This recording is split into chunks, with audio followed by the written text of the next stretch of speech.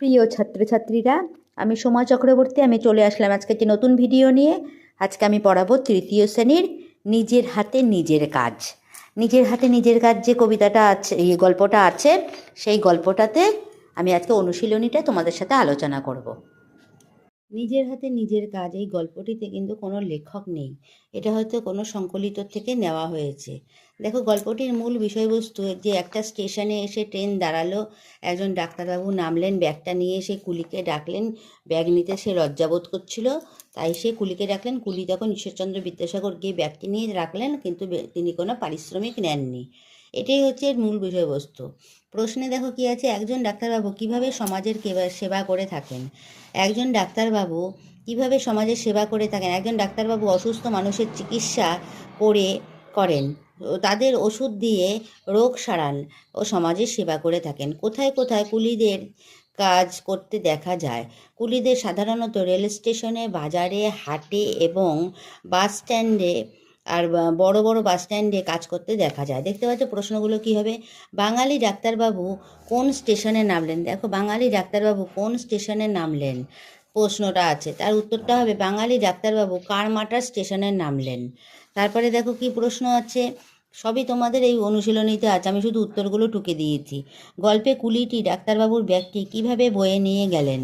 তাহলে গল্পে কুলিটি ডাক্তারবাবুর ব্যাগটি মাথায় করে বয়ে নিয়ে গেলেন।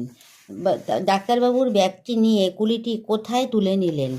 ডাক্তারবাবুর ব্যাগটি নিয়ে কুলিটি পালকিতে তুলে নিলেন।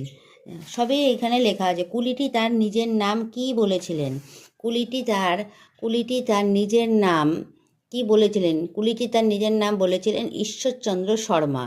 প্রশ্নগুলো দেখো, তোমরা একটু ভালো করে খাতা বের করে সমস্ত প্রশ্নের উত্তরগুলো লিখে নিতে পারো। এতে দেখো কোনো কিন্তু তোমরা মিস করবে না। আমি পরিষ্কার করে সমস্ত প্রশ্নগুলোকে খাতায় তোমাদের লিখে দিয়েছি, যাতে তোমাদের বুঝতে না অসুবিধা হয়।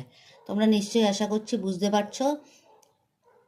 এবার দেখো আমরা পরের প্রশ্নে চলে যাব। 3 নম্বরে দেখো কি আছে। 3 নম্বরে আছে বর্ণ ঝুড়ি থেকে সঠিক শব্দটি বসিয়ে শব্দ তৈরি করো। এখানে দেখো একটা অক্ষরের ঝুড়ি দেওয়া আছে, এখান থেকে এই শব্দ পূরণটা করতে হবে। তা কি লিখতে হবে দেখো, উত্তরে কি বসবে। ডয়াকার, কয়তয় আকার র, ডাক্তার, এই কয়তয়টা ওই ঝুড়িতে আছে। দন্তস্ব, ময় আকার দন্তের ন, সম্মান। দেখতে পাচ্ছ অপয়েকার ক্ষিয়য় আকার, অপেক্ষা। তারপরে দেখো রয়রস্যি, তা পয়ে আকার রয়রস্যি, বৈশিন্য রয়রস্যি, তালবস্বয় রফলা, ময়রস্যি ক, পারিশ্রমিক।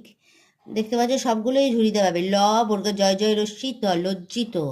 দন্তস্ব উময়কয় রস্যু চয় রস্যি ত, সংকুচিত। সবগুলো তোমরা নিশ্চয়ই আশা করছি ফাঁকপূরণে কি বসবে তোমরা দেখতে পেয়ে গেছো। এবার 4-এ আসি। 4-এ দেখো কি আছে, বাদিকের শব্দগুলির সাথে যেটা ঠিক তার পাশে রাইট চিহ্ন, আর যেটা ভুল তার পাশে কাটা চিহ্ন দাও। এখানে দেখো লিখতে হবে লাইনটা। 4-এ ট্রেন থেকে এক ডাক্তারবাবু নামলেন। ট্রেন থেকে, এটা রাইট না কাটা, রাইট। ডাক্তারবাবুর হাতে ছিল একটি ওষুধের বাস্ক, এটা রাইট না কাটা, কাটা। তারপরে কুলি কুলি বলে চিৎকার করতে ডাক্তারবাবু লজ্জা বোধ হয়, এটা হচ্ছে কাটা। এটা হচ্ছে কারণ তিনি কুলিকুলি বলে চিৎকার করেছিলেন। গল্পে কুলিটি ডাক্তারবাবুর চেয়ে অনেক বড় ছিলেন, রাইট। এটা দেখতে পাচ্ছ তোমরা সবাই যে কি কোনটা হবে, গল্পটা পড়লেই এটা সব তোমরা পেয়ে যাবে। এবার দেখো পরের প্রশ্নে আসি। পরের প্রশ্ন হচ্ছে বর্ণগুলোকে জুড়ে শব্দ তৈরি করো। কি বর্ণ আছে পরের পাতায় দেখবে লেখা আছে। পালিবস্য যুক্ত হস্যই যুক্ত কয় হসন্ত যুক্ত পেটকাটা মধ্যে স যুক্ত আ। তাহলে কি হলো জুড়ে, শিক্ষা। তারপরে দেখো এটা কি আছে, ড যুক্ত আ যুক্ত কয় হসন্ত যুক্ত তয় হসন্ত যুক্ত আ যুক্ত র যুক্ত, এটা কি আছে, বয় হসন্ত যুক্ত আ যুক্ত বয় হসন্ত যুক্ত হস্যু। তাহলে কি হবে এটা, ডাক্তার বাবু। দেখো ডাক্তার, তারপরে বাবু, জুড়ে জুড়ে কি শব্দ হবে আমি সব কিন্তু তোমাদের বলে দিচ্ছি, দেখতে পাচ্ছ। তারপরে আছে অপয়ে কারে পে, অপয় হসন্ত এ, তারপরে যুক্ত ক যুক্ত পেটকাটার মধ্যে হসন্ত যুক্ত আ, অপেক্ষা। তারপর যুক্ত অন্তস্তয় হসন্ত যুক্ত আ যুক্ত গ, তাহলে কি হবে, ব্যাগ। সবটাই তোমরা নিশ্চয়ই লক্ষ্য করছো শব্দ জুড়ে কী কী হচ্ছে। আমি সবগুলো কিন্তু লিখে দিয়েছি সুন্দর করে। আশা করছি তোমাদের বুঝতে কোনো সমস্যা নেই। এরপরে দেখো বর্ণ বিশ্লেষণ করো। বর্ণ বিশ্লেষণ কী আছে? কার মাটার। কার মাটারটা কীভাবে বর্ণ বিশ্লেষণ হবে? কয় হসন্ত যুক্ত আ, রয় হসন্ত যুক্ত অ, তারপরে যুক্ত ময় হসন্ত যুক্ত আ, কার মা হয়ে গেল টয়ে ট, টয় হসন্ত যুক্ত আ তার, রয় হসন্ত যুক্ত অ। কার মাটার প্রত্যেকটা ব্যঞ্জন বর্ণের সাথে একটা স্বরবর্ণ যুক্ত হয়, তাহলেই বর্ণ বিশ্লেষণটা ঠিক হবে, নাহলে কিন্তু বর্ণ বিশ্লেষণ হয় না।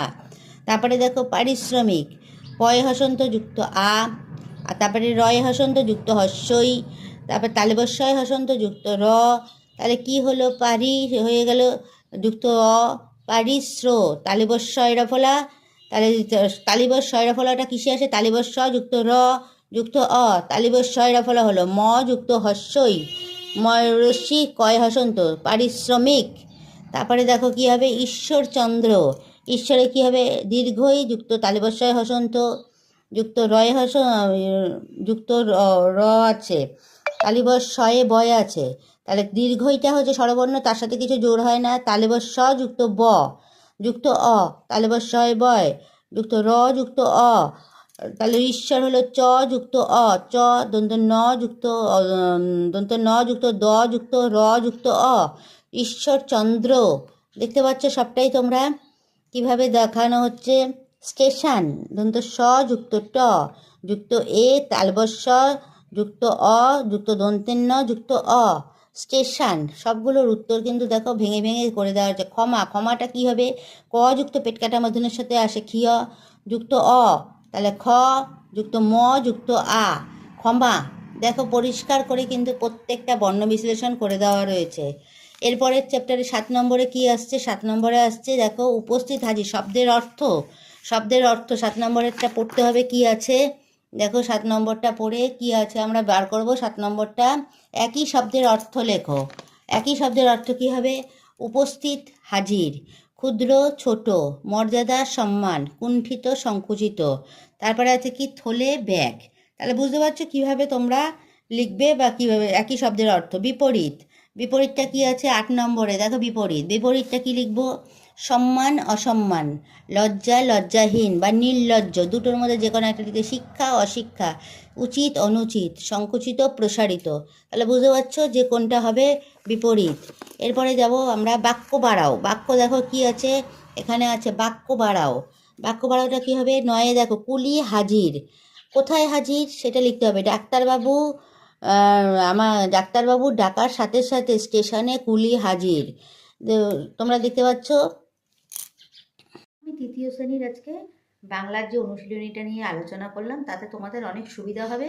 তোমরা অনেক কিছু কিন্তু জানতে পারবে, কীভাবে প্রশ্নের উত্তরগুলো লিখতে হয় তোমরা কিন্তু সবটা বুঝতে পেরে যাবে।